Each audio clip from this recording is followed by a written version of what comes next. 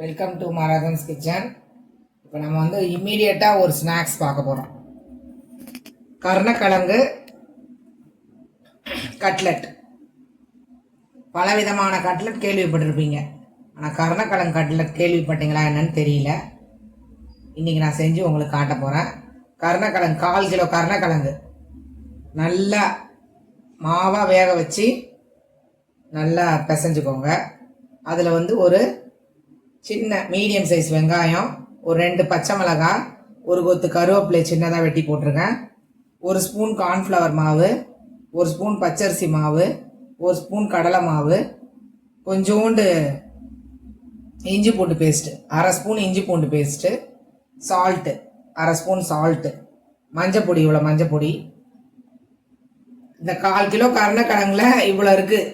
இது இவ்வளோத்தையும் நீங்கள் சேர்த்தீங்கன்னா தான் இந்த கருணக்கிழங்கு கட்லெட் ரெடி ஆகும். இப்போ நம்ம அதை பார்க்கலாம். ரொம்ப டீப் ஃப்ரை கிடையாது. அந்த கட்லெட் வேக வைக்கிற அளவுக்கு எண்ணெய் ஊற்றியாச்சு. ஒரு 1.5 ஸ்பூன் எண்ணெய் ஊற்றிருக்கோம், ஏன்னா டீப் ஃப்ரை கிடையாது. இப்போ எண்ணெய் காஞ்சிட்டு இருக்கிற நேரத்தில் கரெக்டாக போட்டுக்கோங்க. இப்போ நம்ம வந்து கட்லெட் தேவையான கட்டிக்கலாம். சின்ன பிள்ளைங்களாம் கருணக்கிழங்கு ஒரு நேரம் சாப்பிடாதுங்க. ஒரு சிலர் கருணக்கிழங்கே பிடிக்காது. அவங்கெல்லாம் இந்த மாதிரி செஞ்சுருங்க. இந்த ரெசிபி எனக்கே புதுசு தான் ஃப்ரெண்ட்ஸ். சக்ஸஸ்ஃபுல் ஆயிடுச்சு.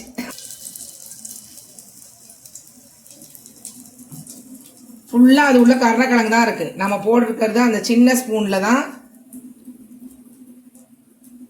அந்த பவுடர்லாம். அந்த பவுடர் வந்து மேலே நமக்கு வந்து அதை மொறுமொறுப்பு கொடுக்கறதுக்கு தான்.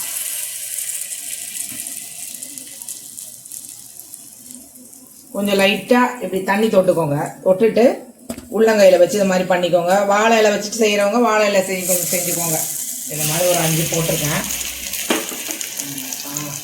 6 போட்டிருக்கேன். பக்கத்துலேயே இருந்தீங்கன்னா ஓரளவுக்கு ஹையாக வச்சுக்கோங்க.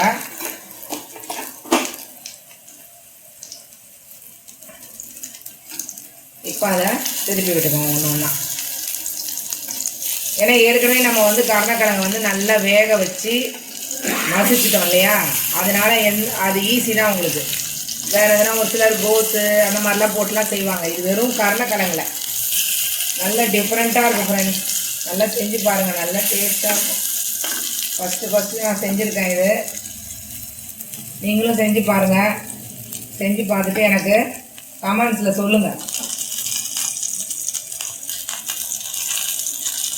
மீடியம் ஃப்ளேமில் வச்சுக்கோங்க. நல்லா இந்த சைடில் ப்ரௌன் ஆகிடுச்சு பாருங்கள். ஏன்னா நம்ம அந்த கோட்டிங் கொடுத்துருக்கோம் இல்லையா, பச்சரிசி, கடலை மாவு, கார்ன்ஃப்ளவர் மாவு, அதெல்லாம் இந்த மேலே வெந்துருச்சு. உள்ளே இருக்கிறது எல்லாமே நல்ல சாஃப்டாக உங்களுக்கு அந்த கருணக்கிழங்கு தான். அவ்வளோதான் ஃப்ரெண்ட்ஸ். இப்போ நம்ம எடுக்க போகிறோம்.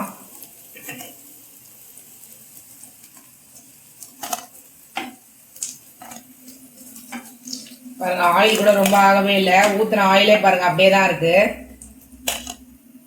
கருணக்கிழங்கு அது மாதிரி உரிய மாட்டேங்குதுன்னு நினைக்கிறேன். ரெடி ஆயிடுச்சு ஃப்ரெண்ட்ஸ், கருணக்கிழங்கு கட்லெட். இப்போ வந்து உங்களுக்கு நான் இதை கட் பண்ணி காட்ட போறேன். இப்போ நான் உங்களுக்கு வந்து இதை கட் பண்ணி சாப்பிட்டு காட்ட போறேன். சூடாக தான் இருக்கு ஃப்ரெண்ட்ஸ், ஆனாலும் நான் உங்களுக்கு சூடோடையே காட்டுறேன். நான் ட்ரை பண்ண ஃபர்ஸ்ட் ரெசிபி. நீங்கள்லாம் ட்ரை பண்ணி சாப்பிட்டு பாருங்கள், செம டேஸ்ட்டு.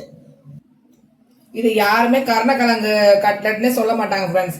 இதில் அந்த வர வாசனை, வடையோட வாசனை, கடலைப்பருப்பு மனம், துவரம்பருப்பு மனம் வருது. நீங்கள் வேணால் செஞ்சு பாருங்கள், கண்டிப்பாக நீங்கள் சொல்லுவீங்க என்கிட்ட கமெண்ட்ஸில். சூப்பராக இருக்குது. இதை செஞ்சு கொடுங்க. குழந்தைங்களாம் அழகாக உடனே எடுத்து சாப்பிட்ருவாங்க. பெரியவங்களாம் விட்டே வைக்க மாட்டாங்க. இது உங்களுக்கு பிடிச்சிருந்தா லைக் பண்ணுங்கள், சப்ஸ்கிரைப் பண்ணுங்கள். Thank you friends.